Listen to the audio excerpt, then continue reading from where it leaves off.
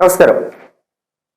സർക്കാരും ഗവർണറും തമ്മിൽ വർഷങ്ങളായി നടക്കുന്ന ഒരു വിഷയമാണ് സർവകലാശാലയുമായി ബന്ധപ്പെട്ട്. അതിപ്പോൾ പശ്ചിമ ബംഗാൾ ആയിക്കോട്ടെ, കേരളമായിക്കോട്ടെ, തമിഴ്നാടായിക്കോട്ടെ, പ്രതിപക്ഷം ഭരിക്കുന്ന എല്ലാ സംസ്ഥാനങ്ങളിലും ഈ ഗവർണറുമായിട്ടും അതോടൊപ്പം തന്നെ സർക്കാരുമായിട്ടും ഉണ്ടാവുന്ന ഏറ്റവും വലിയ പ്രശ്നം എന്ന് പറഞ്ഞാൽ സർവകലാശാല വിഷയമാണ്.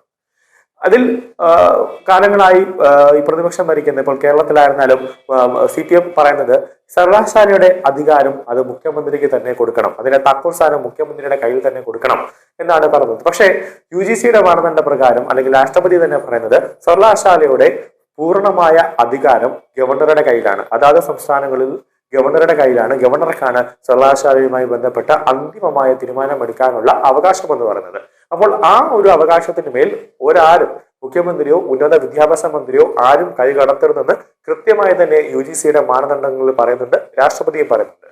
പക്ഷെ ഇപ്പോഴും അതിൽ ഇവർക്ക് ഈ മുഖ്യമന്ത്രി ആയിക്കോട്ടെ, ഉന്നത വിദ്യാഭ്യാസ മന്ത്രിക്കായിക്കോട്ടെ, അത് അവർക്ക് വലിയ രീതിയിൽ ദഹിക്കുന്നില്ല എന്നതാണ് പ്രധാനപ്പെട്ട കാര്യം. കാരണം എല്ലാ അധികാരങ്ങളും കൊണ്ടുവന്ന് വിദ്യാഭ്യാസത്തെ അപ്പാടെ തകർത്ത് തരിപ്പണമാക്കി CPM, അതായത് വിദ്യാഭ്യാസം പോലും ഇല്ലാത്ത CPM പ്രവർത്തകരെ, കൊടിയും പിടിച്ച് നടക്കുന്ന CPM പ്രവർത്തകരെ ഈ യൂണിവേഴ്സിറ്റിയുടെ തലപ്പത്തേക്ക് അവരോധിക്കാനാണ് ഇപ്പോൾ പിണറായി വിജയൻ ആയിരുന്നാലും മമതയായിരുന്നാലും അല്ലെങ്കിൽ സ്റ്റാലിൻ ആയിരുന്നാലും അവർ എക്കാലത്തെയും അവരുടെ ആവശ്യം എങ്ങനെയെങ്കിലും വിദ്യാഭ്യാസ മേഖലയെ ഒന്ന് തകർത്ത് തരിപ്പണമാക്കണം. പക്ഷെ ഗവർണർമാർ അതിന് അനുവദിക്കുന്നില്ല എന്നതാണ് മറ്റൊരു കാര്യം. നിലവിൽ ഗവർണറെ മാറ്റി മുഖ്യമന്ത്രിയെ സംസ്ഥാന സർവകലാശാലകളുടെ ചാൻസലറായി നിയമിക്കാൻ ശ്രമിച്ച മമതാ സർക്കാരിന് കനത്ത തിരിച്ചടിയാണ് ഇപ്പോൾ ലഭിച്ചിരിക്കുന്നത്.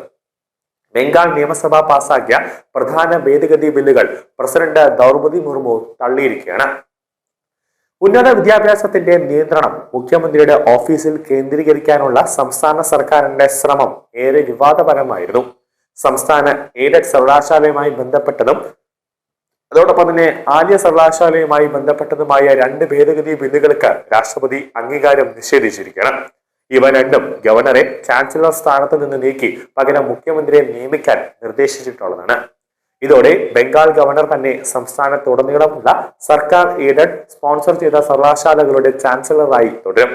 2022 പശ്ചിമ ബംഗാൾ മന്ത്രിസഭ മുഖ്യമന്ത്രി മമതാ ബാനർജിയെ ചാൻസലറായി നിയമിക്കാനുള്ള നിർദ്ദേശം അംഗീകരിച്ചത്. ഉന്നത വിദ്യാഭ്യാസ പരിഷ്കാരങ്ങൾക്ക് ആക്കം കൂട്ടാൻ ഇത് ആവശ്യമാണെന്ന് പറഞ്ഞാണ് സംസ്ഥാന സർക്കാർ ഈ നീക്കത്തിനെ ന്യായീകരിച്ചത്. ഗവർണർ ഡോക്ടർ CV ആനന്ദ ബോസ് 2024 ഏപ്രിൽ 20 രാഷ്ട്രപതിയുടെ പരിഗണനയ്ക്കായി ബില്ലുകൾ അയച്ചിരുന്നു. ഇവയാണ് ഇപ്പോൾ രാഷ്ട്രപതി കീറിക്കളഞ്ഞത്. ആര്യ സർവകലാശാലയെയും പശ്ചിമ ബംഗാൾ ആരോഗ്യശാസ്ത്ര സർവകലാശാലയെയും നിയന്ത്രിക്കുന്ന നിയമങ്ങളിലും ചട്ടങ്ങളിലും മാറ്റങ്ങൾ ഉൾപ്പെടെയുള്ള ഭേദഗതികൾ പശ്ചിമ ബംഗാൾ നിയമസഭ പാസാക്കിയിരുന്നു.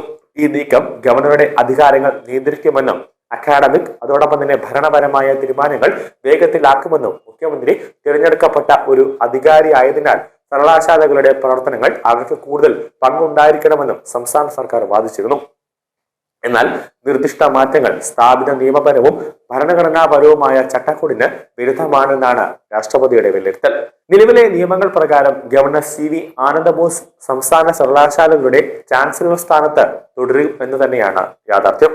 അതായത് ഇപ്പോൾ ഈ പശ്ചിമ ബംഗാളിൽ മുഖ്യമന്ത്രി മമതാ ബാനർജിയുടെ ഒരു കളി ആണ് പിണറായി വിജയനും അതോടൊപ്പം തന്നെ സ്റ്റാലിനും നോക്കിക്കൊണ്ടിരുന്നത്.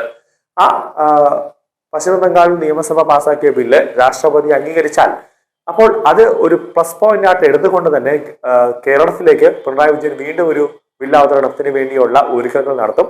അങ്ങനെ ബിൽ എല്ലാം കൂടെ തന്നെ നിയമസഭ പാസ്സാക്കിയിട്ട് അതിന് അംഗീകാരത്തിന് വേണ്ടി ഗവർണറെ മുമ്പാകെ കൊണ്ടുപോകുമ്പോൾ ഗവർണർ അത് തള്ളിയാലും ഇവർക്ക് കോടതിയിലേക്ക് പോയി ചെന്നിട്ട് ഇങ്ങനെ ഒരു സംഭവം രാഷ്ട്രപതി പശ്ചിമ ബംഗാളിലെ ബിൽ അംഗീകരിച്ചിട്ടുണ്ട്, അപ്പോൾ എന്തുകൊണ്ട് ഗവർണർ തള്ളുന്നു എന്നടക്കമുള്ള കാര്യങ്ങളിലേക്ക് ഒരു ചോദ്യങ്ങൾ അവിടെ ഉണ്ടാവാം.